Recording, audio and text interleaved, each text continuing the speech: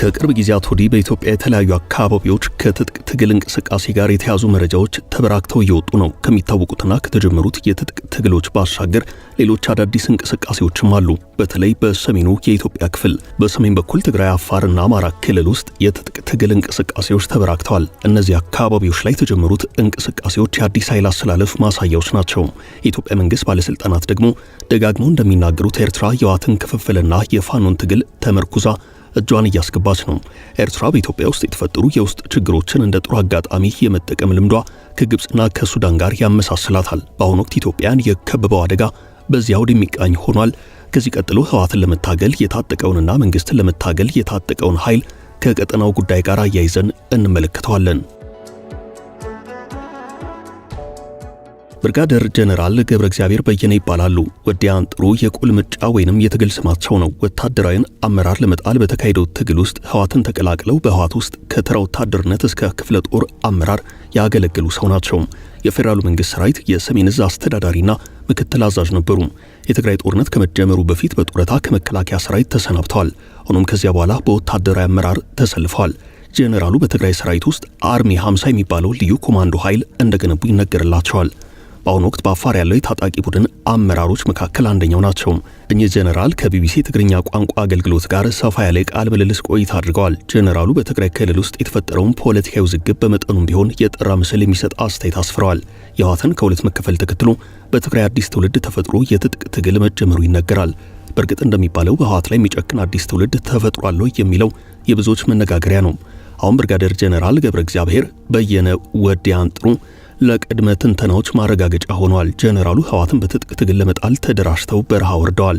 ከትግራይ ኃይላት በመለየት ከአፋር ክልል ጋር በሚዋሰን ስፍራ የራሳቸውን ሰራዊት እያስታጠቁ እያሰለጠኑ እያንቀሳቀሱ ነው። ጀነራሉ የትጥቅ ትግል ለመጀመሪያ ያስገደዳቸው መሰረታዊ ጉዳይ ተናግረዋል። ከፓርቲ ፍጹም ነጻ የሆነ ኃይል ለመፍጠር ፓርቲ የማያዝዘው ሰራዊት ለመፍጠር በማለት ተናግረዋል። አያይዘውም እኛ የምንሰራው ፓርቲ፣ እኛ የምናቋቁመው ወታደራዊ መንግስት የለም ብለዋል። የሆነ ሆኖ ጀነራሉ በአሁኑ ሰዓት በአፋርና በትግራይ ክልሎች ውስጥ 4 ክፍለ ጦር ያለው ሰራዊት አደራጅተው እየተንቀሳቀሱ ነው። ጀነራሉ ከትግራይ ሰራዊት አመራሮች ጋር የተለያዩት ከጥር 15 2017 ዓ.ም ጀምሮ ነው። የትግራይ ሰራዊት ከፍተኛ አመራሮች ጥር 15 ተሰብስበው በአቶ ጌታቸው ረዳ የሚመራውን ጊዜ አስተዳደር ሲያወግዙ ተቃውመው ስብሰባውን ረግጠው ከወጡት አመራሮች መካከል አንዱ ጀነራል ገብረ እግዚአብሔር በየነ ናቸው። ይህንን ተከትሎ የሰራዊቱ አመራሮች ጀነራል ገብረ እግዚአብሔር በየነንና ሌሎች የሰራዊቱን ውሳኔ ተቃውሙትን አግደዋል። ጀነራሉ የታገዱት ከኮር በላይ የሆኑ አመራሮች ተሰብስበው በአቶ ጌታቸው ረዳ የሚመራውን ጊዜ አስተዳደር አውግዘው መግለጫ ሲያወጡ አልቀበልም በማለታቸው ነው። አያይዘውም እኔ የህወሓት ደጋፊ አይደለሁም ማለት ራሱን ይቻል አልሸከመውም ማለት ሰራዊቱን መሸከም የለበትም ማለት ነው። ራሱን ችሎ ወደ ህዝብ ይግባና ይወዳደር። ህወሓት ይጥፋ ይጥፋ የራሱ ጉዳይ ነው፣ ይቀጥል አይቀጥል የራሱ ጉዳይ ነው። እኔን የሚመለከተኝ የትግራይ ህዝብ ጉዳይ ብቻ ነው ብለዋል።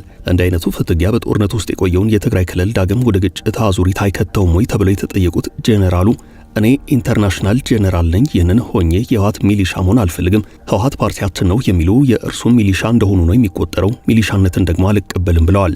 አማራጩ ለምን የትጥቅ ትግል ሆነም? አፋርስ ስለምን ተመረጠም?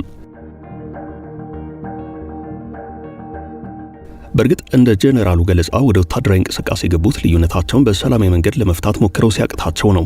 እውነታውም ይህ ነው ማለት ይቻላል። በአቶ ጌታቸው ረዳ አባባል የህወሓት አመራር ወቅታዊ ሁናቴ ተከታዩን ይመስላል። ህወሓት ከስህተቱ አይማርም። 300 ሺህ አባላት እያሉት በአመራር አልታደለም። የህወሓት አመራር ብቃት የለውም። ስለዚህ መቀየር አለበት። ምክንያቱም ይህ ነው የሚባል የለውጥ ስልት የለውም። የህወሓት አመራር 99% ጥፋቱ ገና አልተጋለጠም። ሙሉ ለሙሉ ከትግራይ ህዝብ ጫንቃ መውረድ አለበት። የትግራይ ህዝብ በማስያዝ መቆመር እስኪቀየር ያለመታከት እታገላለሁ ብለዋል የወቅቱ የጠቅላይ ሚኒስትር አብይ አህመድ የምስራቅ አፍሪካ ጉዳዮች አማካሪ ሚኒስትር አቶ ጌታቸው ረዳም። በረሃ የወረዱት ጀነራል ያረጋገጡት የአቶ ጌታቸውን ረዳ አስተያየት ነው። እንዲህ በማለት ያሁኑ የህወሓት አመራር ያለውን ካላደረግ ትጠፋለህ፣ መኖር አትችልም፣ ከትግራይ ትጠፋለህ፣ ማተም መንጠቅ አያስፈልግም ማለት ያስቀጣል፣ ጽፈት ቤቶች በመዶሻ እየሰበር ከአስተዳዳሪዎች ማባረር ትክክል አይደለም ማለት ያስቀጣል፣ የታገልነው በሰላም እንድንኖር ነበር፣ ይህ አልሆነም ብለዋል። በሰላማዊ መንገድ በጽሁፍ ብዙ ጊዜ ሞከርናቸው፣ እምቢ ብለዋል። የመጨረሻ ሊያስሩን መሆኑን ስናውቅ ወጣን። ሊያስሩን የፈለጉት ደግሞ የአሁን የሚመኩበት ሰራዊት እንደሚያጡት ላረጋግጥላቸው ፈልጋለሁ ብለዋል። ሌላው አወዛጋቢ ጉዳይ አፋር ክልል ለምን የትጥቅ ትግላቸው አካል እንደሆነ ከማወቅ ጋር የተያዘ ነው። እንደ ጀነራሉ ንግግር ገና ስም ያልወጣለትና 4 ግንባሮች ያሉት ታጣቂ ቡድን በአፋርና በትግራይ አካባቢ ይንቀሳቀሳል። በትግራይ ሰራዊት ውስጥ ብዙ ኃይላት እንዳሉት በጀነራሉ ቃለ ምልልስ ላይ ተጠቁሟል። የጀነራሉ ንግግር እንዲህ ይቀጥላል። የኛ ሰራዊት ነው የሚሉት ሚሊሻ አሁን ከኛ ጋር ነው ያለው። ከፍቶት ነው ያለው። ለውጥ ይፈልጋል። ጊዜው የወጣቶች እንዲሆን ነው የሚፈልገው። እንዲማር፣ እንዲለወጥ ይፈልጋል። የተሻለ ገቢ እንዲኖረው ይፈልጋል። ወላጆቹና ቤተሰቦቹ ከውጊያ ወጥተው አሁን መልሶ ግንባታና ለውጥ፣ ሰላም ይፈልጋል። ስለዚህ ወጣቱ ሰራዊት እኛ ጋር ነው ያለው። ብዙዎች ነን ሲሉ ተናግረዋል። ጀነራሉ ወታደራዊ መቀመጫቸውን በአፋርና በትግራይ ማድረጋቸውን ተናግረዋል። ወደ አፋር በረሃ ወርደን ተደራጅተናል፣ ታጥቀናል። ይህንንም ያደረግንበት ምክንያት አፋርና ትግራይ ቤተሰቦች ስለሆኑ ነው። የፈቀደልን መንግስት የለም፣ ቸግሮን ነበር። እዛ አካባቢ ያሉት አካላት ስለተቸገረን እዚህ እንደራጅ ወይ እንሰብሰብ ብለን ጠየቅናቸው። ተሰባሰቡ አሉን። ይህ እኮ ትልቅ ነገር አይደለም፣ ትግራይ ጫፍ ነው ያለነው፣ ፍቃድ መጠየቅ የለብንም እያሉ ይቀጥላሉ። ጀነራሉ ከፌደራሉ መንግስት ጋር ስላላቸው ግንኙነት ተጠይቀው እዚህ እንዳለን ያውቃል፣ ግን የሚያገኙት ምንም አይነት ድጋፍ እንደሌለ ተናግረዋል። ይህ ከአዲሱ ኃይል አሰላለፍ አንጻር የሚያወዛግብ ጉዳይ ሆኗል። አንዳንዶች በዚህ አደረጃጀት ውስጥ እነ ጌታቸው ረዳ እጃቸውን አስገብተዋል ይላሉ። የኢትዮ ኤርትራ ውጥረት ወደ ጦርነት ካመራ ይህ ኃይል የራሱን አሰላለፍ ይዞ መፋለሙ አይቀሬ ነው ተብሏል። በዚህ ጉዳይ የጀነራሉ ምላሽ አሰላለፋችን ከህዝብ ጋር ነው የሚል ነው። የህወሓት ክፍፍልን፣ የኢትዮ ኤርትራ ውጥረትን ተከትሎ ለጊዜው የኃይል አሰላለፋቸው ተገማች እንጂ ያልታወቁ የትጥቅ ትግሎች መፈጠራቸው አስግቷል። አስፈሪው የጦርነት ዝግጅት የጠቅላይ ሚኒስትሩ የምስራቅ አፍሪካ ጉዳዮች አማካሪ ሚኒስትር ጌታቸው ረዳ የጦርነት ዝግጅቶችን በተመለከተ በተለያዩ ቃለ መጠይቆች ላይ ተናግረዋል። ከሰሞኑ ቲቢኤስ ከተባለ የቴሌቪዥን ጣቢያ ጋር በነበራቸው ቆይታ ቀደም ሲል ከመንግስታዊ ቴሌቪዥን ጣቢያዎች ጋር በነበራቸው ቃለ መጠይቅ የተናገሩትን ጦርነት ተኮር ስጋት እዚህም አንስተውታል። አንዳንድ የህወሓት ጄኔራሎች የፌዴራል መንግስት በወደብ ምክንያት ከኤርትራ ጋር ሊጋጭ ይችላል የሚል ግምት ስላላቸው የጦርነት ዝግጅት ማድረጋቸውንና ቀደም ሲል ከፋና ጋር በነበራቸው ቃለ ምልልስም ይህን ተናግረውት እንደነበር ብዙዎች ያስታውሳሉ። የጄኔራሎቹ የጦርነት ዓላማ የፌዴራል መንግስትን ለመጣል እንደሆነ አቶ ጌታቸው ረዳ ያምናሉ። የሰሞኑ መልእክታቸውም ከመጀመሪያው የቀጠለ ነው። እንዲህ ይላል። በዚህች ሀገር በጠመንጃ አፈሙዝ በመታገዝ ስልጣን ለመያዝ ማለም ማብቃት አለበት። ከትግራይ ተገፍቼ ወጥቼ ወደ ስደት እንዳልሄድ ሀገሬንና ህዝቤን የማገለግልበት እድል ነው የተሰጠኝ። ይህንን እድል እንዳገኝ ላመቻቹልኝ ለኢፌዴሪ ጠቅላይ ሚኒስትር አመሰግናለሁ። ዳግም ግጭት እንዳይቀሰቀስ የተቻለኝን ሁሉ ሰራለሁ።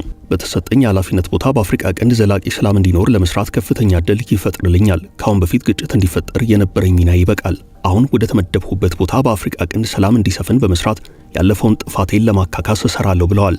ይህም ሆኖ ኢትዮ ኤርትራ ማዕከል ያደረገው ቀጠናዊ ጦርነት አይቀሬ ነው የሚለው አስተያየት አመዝኖ እየተሰማ ነው። በርካታ የትጥቅ ትግልና የጦር ዝግጅትም እየተደረገ ነው በሁለቱም ወገን በኢትዮጵያም በኤርትራም። በኢትዮጵያ በኩል በአፋር በረሃ ብቻ ወደፊት ይፋ የሚሆኑ አዳዲስ የትጥቅ ትግል እንቅስቃሴዎች አሉ። ከአፋር ክልል ወደ ኤርትራ ተሻግረው ደግሞ በኤርትራ ግዛት ስር የትጥቅ ትግል የሚያካሂዱም አሉ።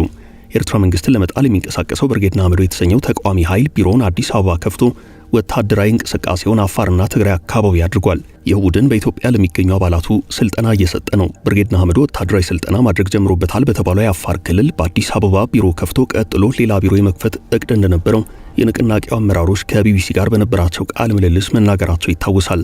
ይህን ተከትሎ አፋር፣ አማራና ትግራይ በብዙ መልኩ ስጋት ላይ መውደቃቸው እየተነገረ ነው። በተለይ ደግሞ በአፋርና በትግራይ ክልል በኩል ያለው ስጋት በእጅጉ አመዝኗል። በዋነኝነት የሚያሰጋው የኢትዮ ኤርትራ ጦርነት ነው። በአሳሳቢነቱ የቀጠለው የሱዳን ጦርነትም ከቅርብ ጊዜያት ወዲህ ከኢትዮ ኤርትራ ውጥረት ጋር ተያይዞ እየተነሳ ነው። ሁለቱ ተፋላሚ ጄኔራሎች አንዳቸው ከኤርትራ ሌላኛቸው ከኢትዮጵያ ጋር ተገናኝተዋል። በቅርቡ የሱዳን ፈጥኖ ደራሽ ጦር መሪ ጄኔራል ሐምዳን ዳጋሎ በኤርትራ ላይ ዝተው ነበረም። ዳጋሎ ኤርትራ ደፍራናለች፣ ኢሳያስ አፈወርቂ ተዳፍረውናል፣ በሱዳን የውስጥ ጉዳይ ጣልቃ ገብተዋልና በኤርትራ ላይ እርምጃ ለመውሰድ እንገደዳለን ብለዋል። የግብፅንም ስም አነሳስተዋል። እርሳቸው የተናገሩት የጄኔራል አልቡርሃንን ጦር በማሰልጠን እገዛ እያደረገች ነው ሲሉ ኤርትራን በመውቀስ ነው። ከዚህ የጄኔራሉ ክስ በኋላ ሌላ አሳሳቢ መረጃ ወጥቷል። የአልቡርሃን ጦር አባላት ወደ ኤርትራ ገብተው በዚያ ስልጠና ሊወስዱ እንደሚችሉ የሚያመላክት ነው የወጣው ዘገባም። ይህ የኃይል አሰላለፍ ሌላኛው ማሳያ ነው።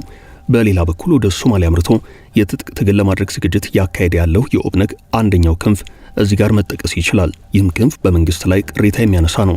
በአጠቃላይ ኢትዮጵያ፣ ኤርትራ፣ ሱዳን፣ ሶማሊያን ማዕከል ያደርጉ ወታደራዊ እንቅስቃሴዎች ወደ ግጭትና ወደ ጦርነት እንዳያምሩ ምስራቅ አፍሪካንም እንዳያተራምሱ የሚያሰጋ ሆኗል።